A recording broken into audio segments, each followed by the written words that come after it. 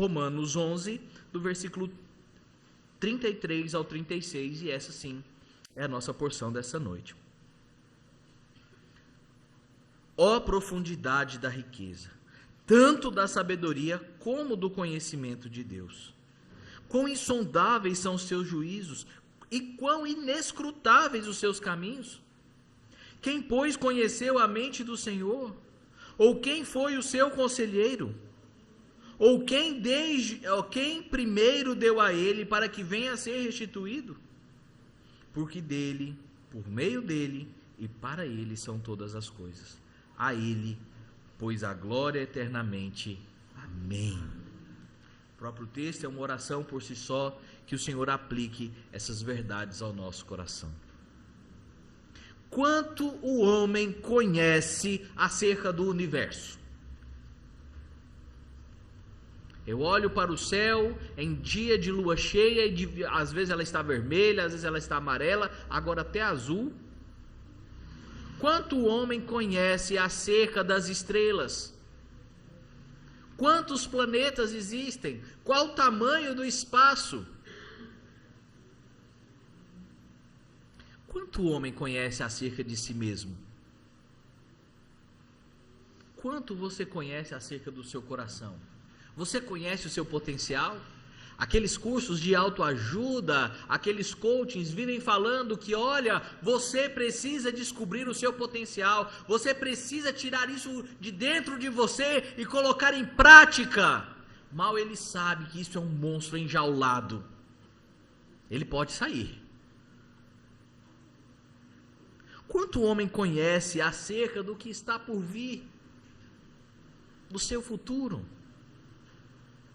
E o mais angustiante, talvez o que tenha trazido mais incômodo ao homem, quanto nós conhecemos acerca de Deus? Ainda há mais o que conhecer? Ou aquilo que foi revelado é o suficiente para que tenhamos um conhecimento suficiente para sermos salvos? À luz dessas perguntas, de questionamentos que têm incomodado a muitos, nós aprenderemos, à luz de Romanos 11, o limite da sabedoria do homem.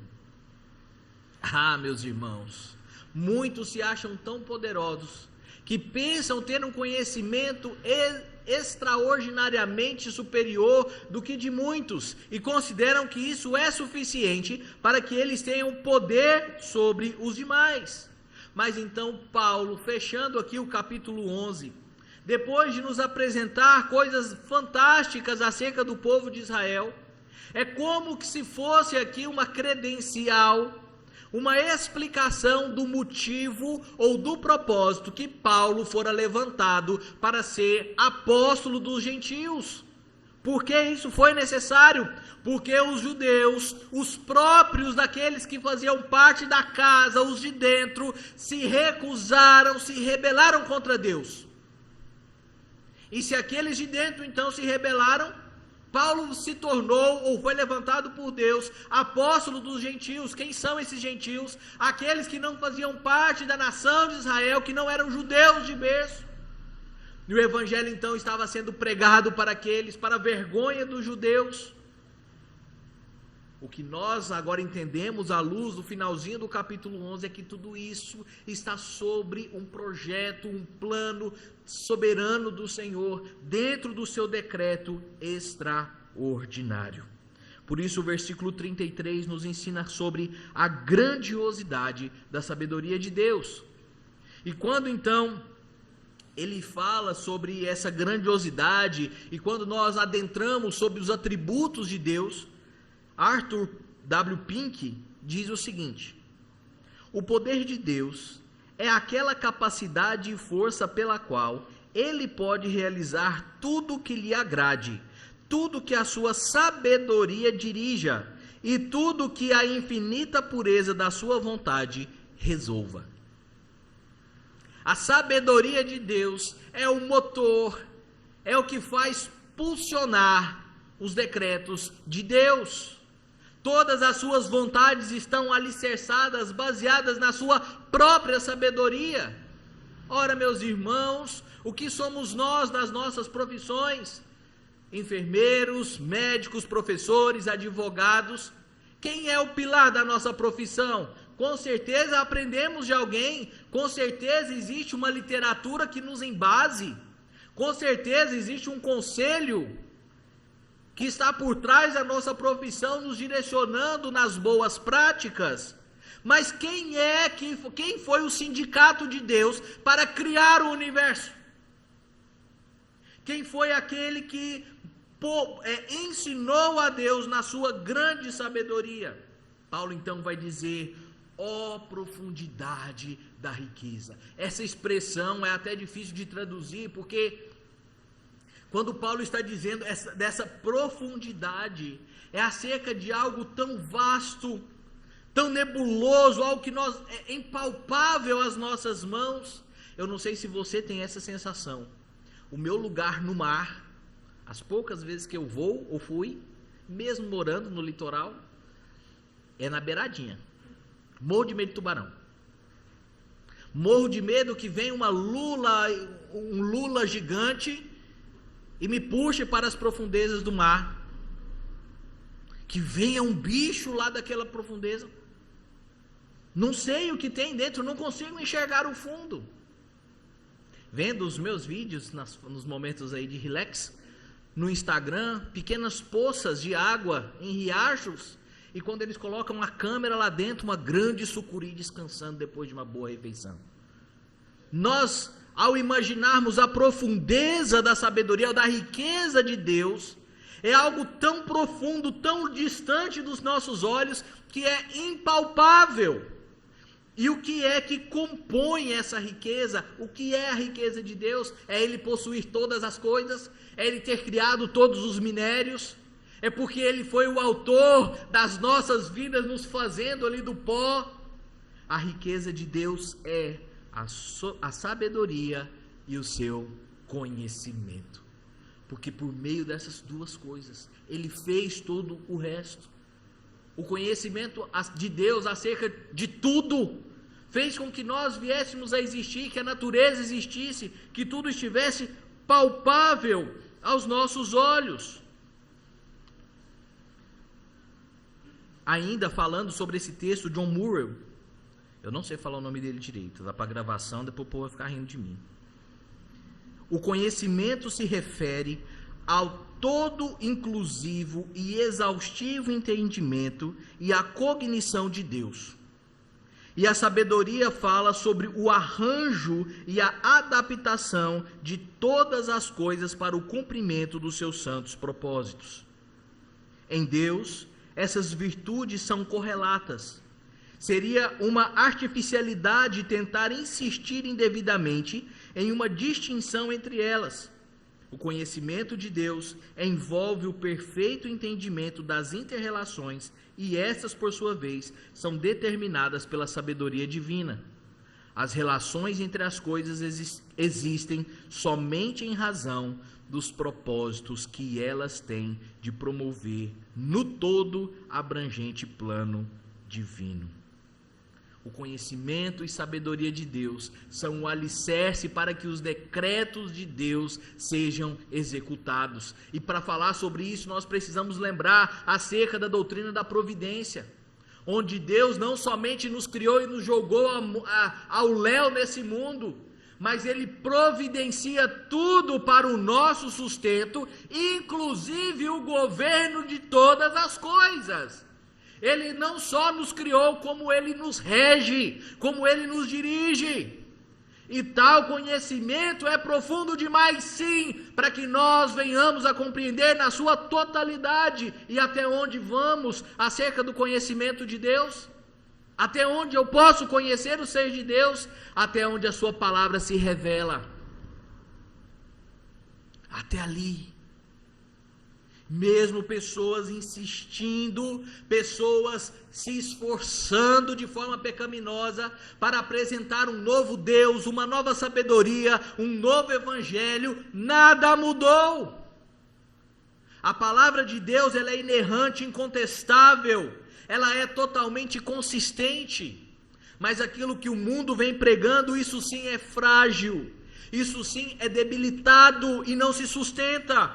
Mas a Escritura, por ser sábia, por conter todo o conhecimento, e aí onde Paulo vai escrever a Timóteo, é todo o conhecimento para todas as áreas das nossas vidas, para nos corrigir, para nos ensinar, para fortalecer as nossas vidas. Está com um problema financeiro? Está com um problema de enfermidade? Está com um problema no relacionamento? Esta é a palavra de Deus, útil, sábia, a palavra que conhece o seu ser de forma tão profunda que nem mesmo você conhece de tal maneira. E o versículo então ele é grandioso ao dizer: ó profundidade da riqueza, da sabedoria e do conhecimento de Deus. Quão insondáveis são os seus juízos e quão inescrutáveis os seus caminhos. O que são os juízos de Deus, meus irmãos? A Bíblia diz sobre algo insondável, que não se pode perscrutar, inexplicável, incompreensível. E aí, se você ainda tem dificuldade de entender o quão incompreensível é o amor, a vontade, a sabedoria, a justiça de Deus, eu lhe pergunto: quanto nós temos facilidade de perdoar? Tá, pastor, perdoa até uma traição, mas se for dinheiro, tá, se for menos de R$500, tá. E se alguém estiver lhe devendo 1 milhão? Hoje nós estamos na casa do 1 milhão hoje, né? Desde manhã. E se alguém estiver lhe devendo R$1 milhão? Você perdoaria a dívida? Duvido! Parto de mim. Temos dificuldade simplesmente do conceito de perdão. Temos dificuldade simplesmente da menção do que é esquecer a feitura de alguém contra mim. E quando nós dizemos que os juízos de Deus, eles são incompreensíveis, é porque Ele perdoou a maior ofensa que o homem podia fazer, que é, em sendo perfeito, rejeitou o amor de Deus. É que em sendo perfeito, morando no lugar perfeito, virou as costas a Deus e quis ser igual ou superior a Ele. Ele nos perdoa em Cristo Jesus. Isso é algo inexplicável, algo imensurável. O fato sim de desde a eternidade ter olhado para a sua sabedoria e dizer: eu criarei e elegerei fulano para ser meu filho. E Paulo já dizia, desde a eternidade, desde antes de ser formado, Deus já me conhecia, já era parte do reino de Deus. E aqui por isso então, o contexto do capítulo 10 e o capítulo 11, quando vai dizer que essa rejeição, que Deus pesar a mão sobre o povo de Israel não foi permanente, mas um momento para que o povo se envergonhasse, sentisse que o menosprezo dos juízos de Deus era algo nocivo para as nossas vidas. Você já virou as costas para o Senhor? Eu não, pastor, eu sou uma pessoa irrepreensível. Todas as vezes que você peca, você vira as costas para o seu Salvador. Você já pecou hoje? Só um. Será que você cometeu um pecado hoje?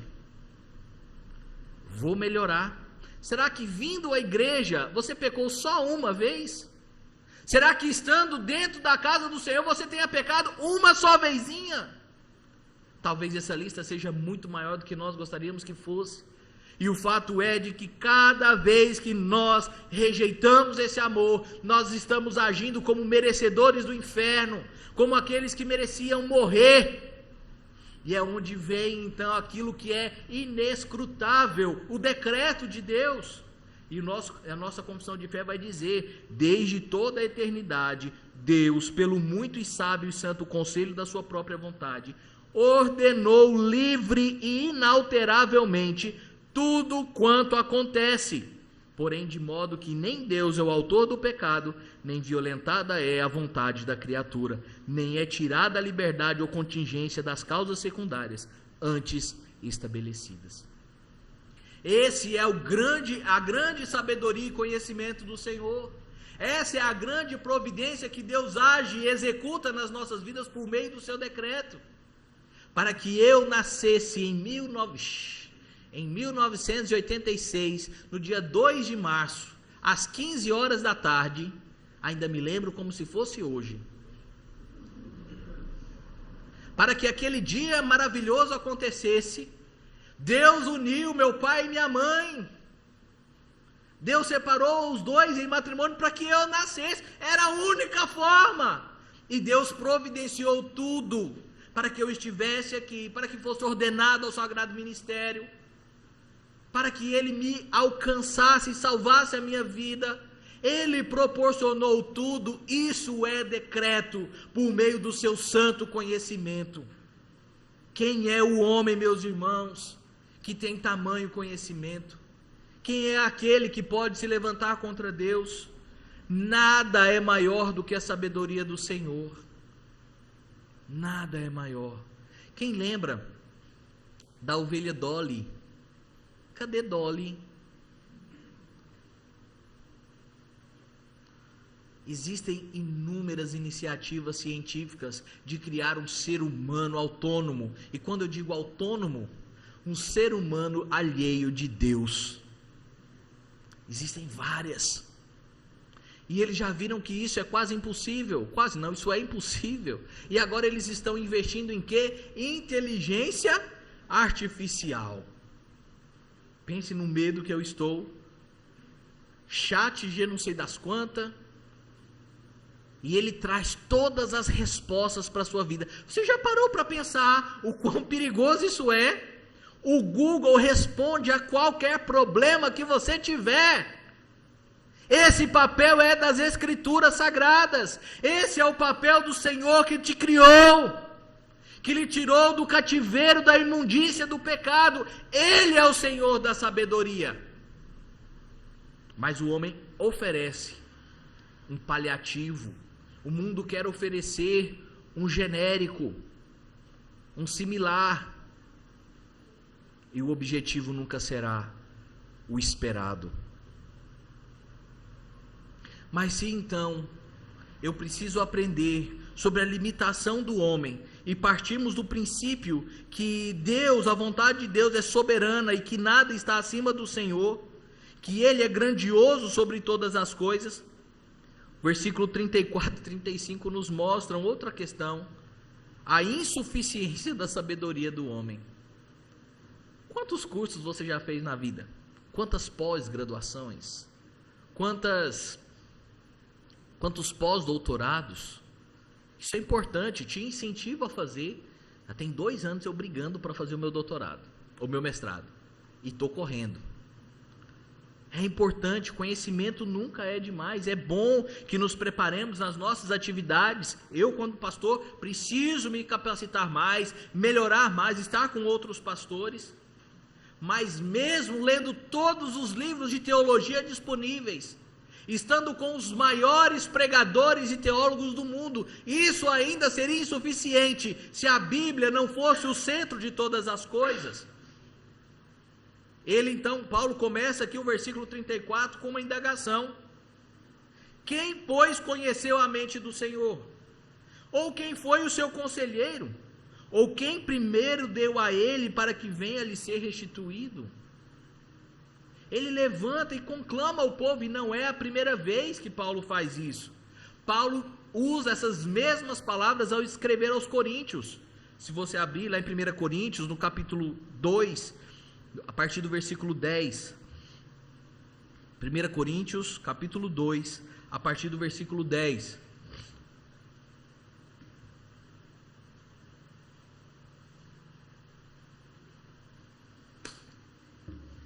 E Paulo vai dizer assim, 1 Coríntios 2,10: mas Deus nolo revelou pelo Espírito, porque o Espírito a todas as coisas perscruta, até mesmo as profundezas de Deus.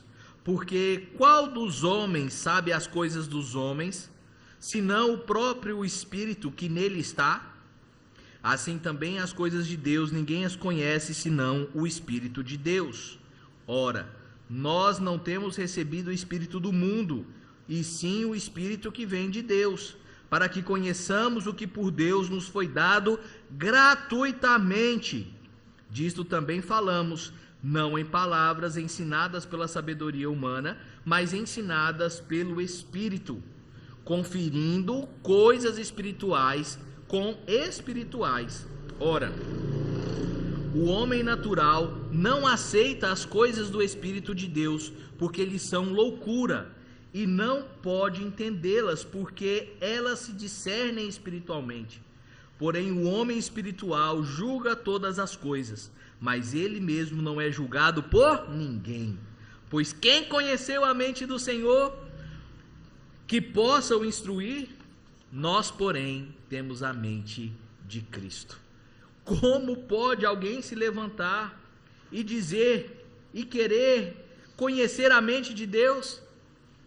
Existem livros, existem muita literatura falando sobre como conhecer a mente das mulheres, como conhecer a mente do seu filho, como conhecer a mente de um empreendedor. Aí você pode ler o maior empreendedor do Brasil, Edir Macedo, tem vários livros falando sobre isso. Empresário de sucesso, filiado ao Satanás. Como alguém pode conhecer a Deus se não for pela revelação das Escrituras? E ele continua outro questionamento, ou quem foi o seu conselheiro? E aí no Antigo Testamento, Isaías fala sobre isso lá em Isaías 40. Se puder, abra por favor, Isaías 40, no versículo 13, seguindo.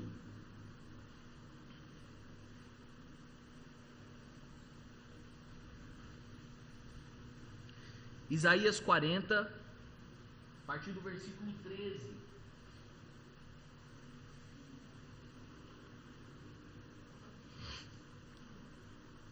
Quem guiou o Espírito do Senhor? Ou como seu conselheiro o ensinou? Com quem tomou ele conselho para que lhe desse compreensão? Quem o instruiu na vereda do juízo e lhe ensinou sabedoria e lhe mostrou o caminho de entendimento? Eis que as nações são consideradas por ele como um pingo que cai em um balde, e como um grão de pó na balança.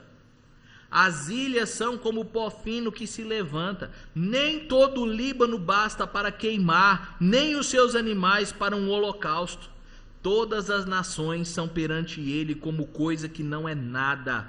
Ele as considera menos do que nada, como um vácuo. Com quem comparareis a Deus?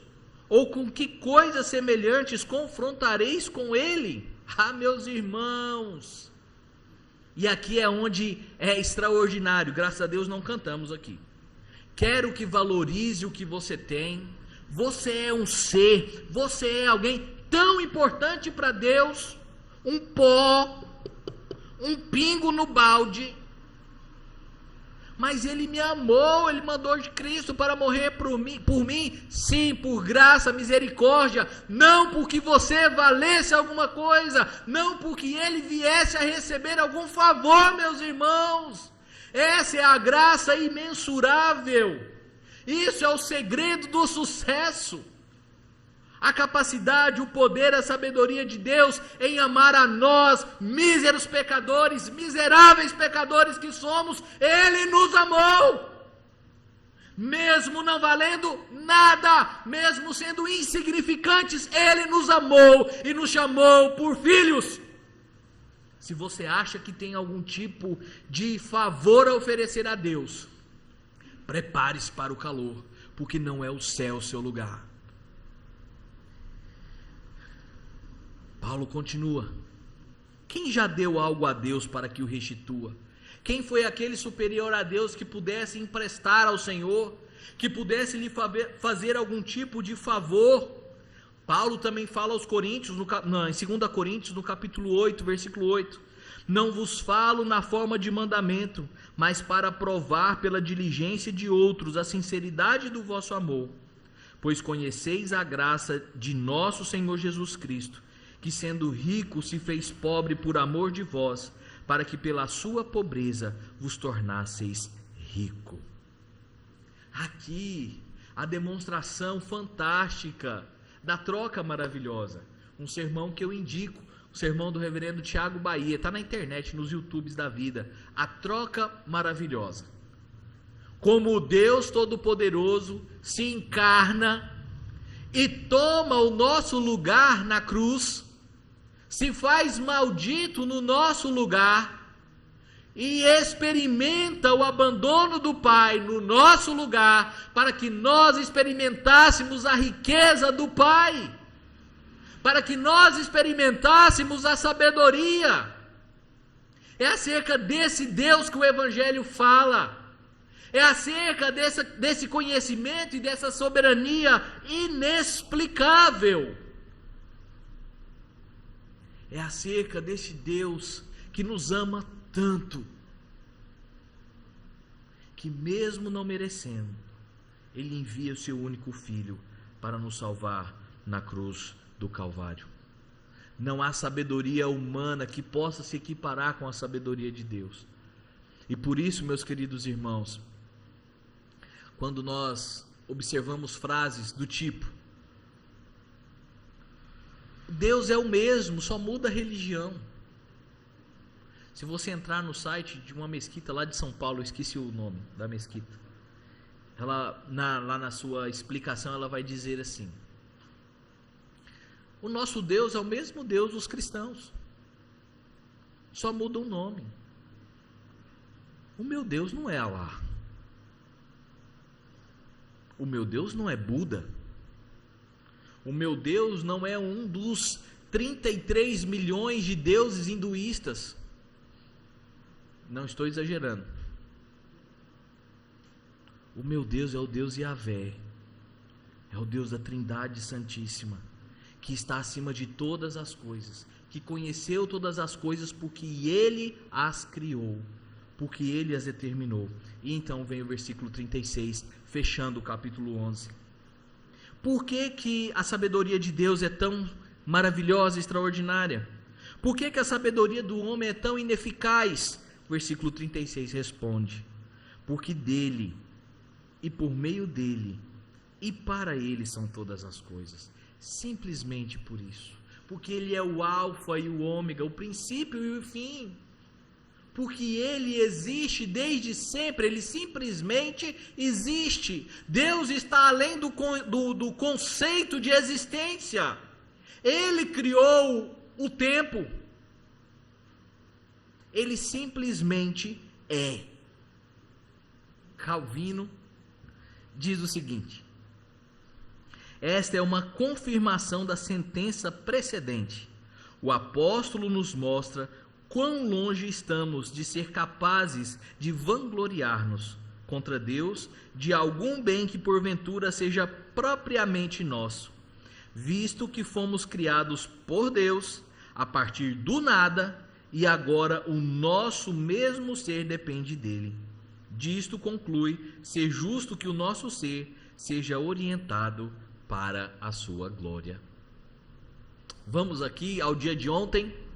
Estávamos lá em Iaçu, na programação das senhoras, e se formou-se então, depois da meditação pelo reverendo Deolindo, iniciou-se o momento de dinâmica.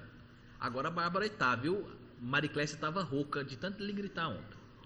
Bárbara não estava de manhã, eu vou repetir. E se formou-se então, e chama uma, não, vem uma mais para cá, essa é mais forte, e botaram Bárbara para correr. E eu já fiquei com medo, eu já me posicionei perto, eu falei, ela não vai. E por que disso? Porque eu sei do meu rebanho, eu sei o quanto Bárbara corre rápido e podia prejudicar o outro grupo. Nós escolhemos pessoas para o nosso grupo com as suas aptidões, com aquilo que elas são melhores, como eram as nossas gincanas bíblicas na nossa mocidade. O fulano sabe tudo de Bíblia, venha para cá, ele decora tudo.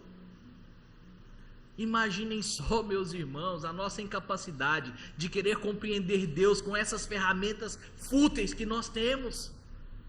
Ao entender que Deus nos escolheu, e se Deus nos escolhesse porque somos inteligentes demais, quem é que seria o primeiro da lista? Se Deus tivesse escolhido entre nós aquele que é o mais rico de todas as coisas, quem é que com toda a fortuna do mundo poderia se comparar às riquezas incontáveis do Senhor? Não foi pelo que nós tínhamos a oferecer, mas pela sua misericórdia, e por isso nós reconhecemos o domínio e a sabedoria do Senhor. Tudo procede de Deus. E aí nós precisamos lembrar de João, o Evangelho de João. No princípio era o Verbo, e o Verbo era Deus.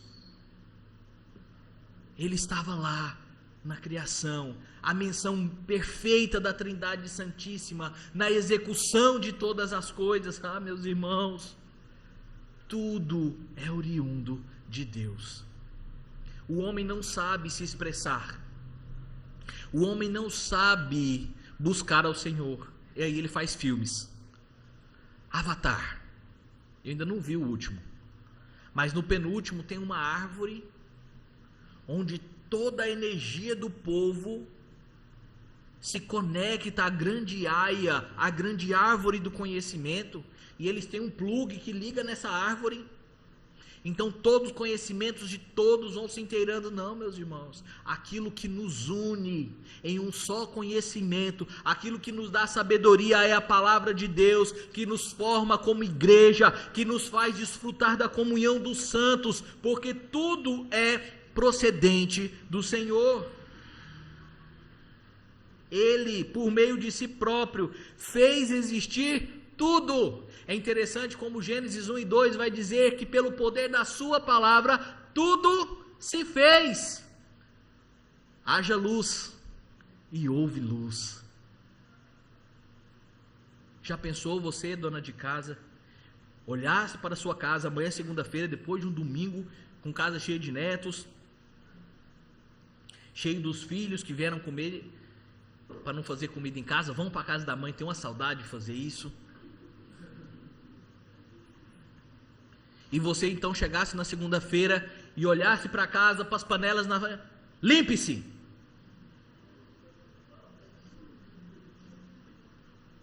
Já pensaram? Nem se compara no poder de Deus, quando pela sua própria mente vislumbrou, arquitetou, desenhou e executou todas as coisas, porque tudo procedeu dele e tudo existiu a partir dele. E por esse motivo, meus irmãos, porque ele é o ser procedente, porque dele foram feitas todas as coisas, é por isso que tudo pertence ao Senhor. É por isso que você não é o dono da sua vida. É por isso que você precisa se render à soberania de Deus, ao poder da sua palavra, à profundidade dessa riqueza extraordinária. É por esse motivo que você precisa olhar para dentro do seu coração imundo, cheio de pecado, e se arrepender.